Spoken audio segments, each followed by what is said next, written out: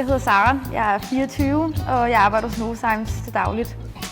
Ja, og jeg hedder Niels, jeg er 50, og jeg arbejder med salg. Vi skal i dag ud og prøve den spændende Skoda Octavia Kombi Style 1,4 TSI med DSG automatisk. Altså, det er en stor bil og en fed bil, synes jeg, så jeg håber, det bliver godt. Jeg synes, man sidder ualmindeligt godt i de her sæder. Det hele virker meget sådan roligt og arrangeret, og der er jo også et meget, meget godt udsyn. Altså, jeg synes, den er mega fed indeni. Altså, det er den virkelig. Det er sådan en total optursbil. Der er display og fed radio, og der er faktisk alt det, man skal bruge. Der er endda USB-indgang i, så det er super godt. Det er i hvert fald det, jeg går efter. Jeg synes, udstyret er flot indvendigt. Det er meget sofistikeret. Altså sort med sølv over det hele, det synes jeg er meget fedt.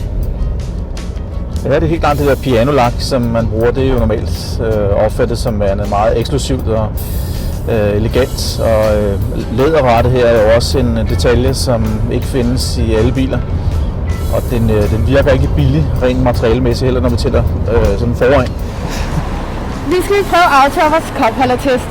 Okay, er du klar til noget kaffe? Er det latte, eller hvad du siger? En latte, tak.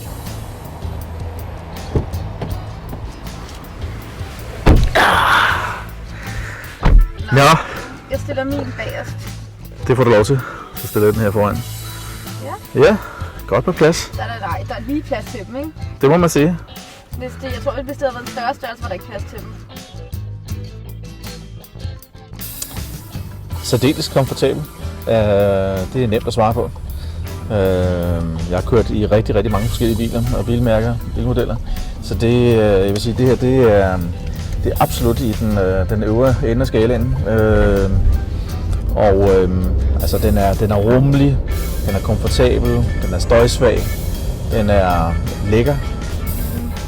Det synes jeg godt, man kan. Altså, den ryster i hvert fald ikke så meget, som de gamle biler gør, så jeg tror sagtens, man kunne lægge make op på. Jeg kan da lade det komme an til en prøve. Mascara.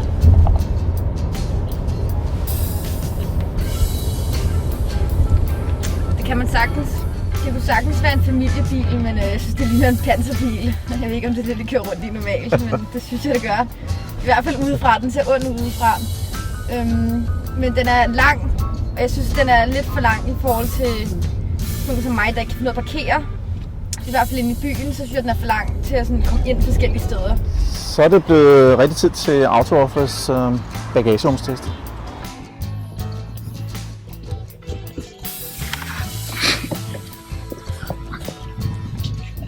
Er det her test?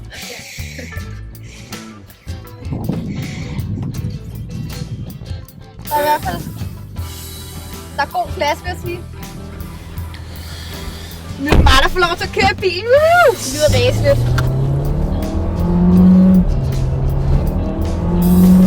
Den accelererer sgu meget godt, synes jeg. Det er sådan en panserbil. Ja, den accelererer godt, og så stopper den faktisk. Altså den stopper, når man holder stille, så stopper den. Eller, Ja, motoren går ud i hvert fald. Start-stop-funktion, ja. Det er meget smart, fordi så sparer man noget benzin for det. Desværre en bil, jeg godt vil køre hjem i. Det tror jeg, det er den hurtige historie. Meget komfortabel, meget lækker. Støjsvag, man sidder godt i den. Alt er nemt at finde i bilen. Alt er meget overskueligt. Der er godt med plads om bag.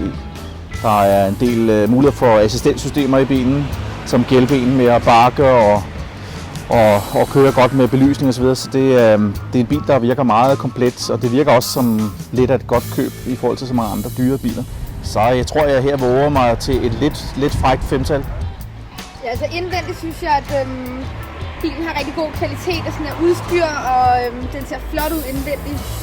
Men jeg synes den er lidt lang, altså da jeg skulle bakke før, der kunne jeg ikke se, hvor bilen endte henne. Så det synes jeg i hvert fald er et problem. Og plus når man kører lige ud, så kan jeg heller ikke se, hvor bilen stopper foran, ikke? Så altså, jeg er sgu bange for at køre ind i noget, hvis jeg skal køre den her. Jeg vil godt give bilen 4 ud af 5 stjerner. Det er fordi, jeg synes, den kører rigtig godt, og den accelererer godt. Men igen, så synes jeg lidt, det er en mandebil, og den er lidt for stor.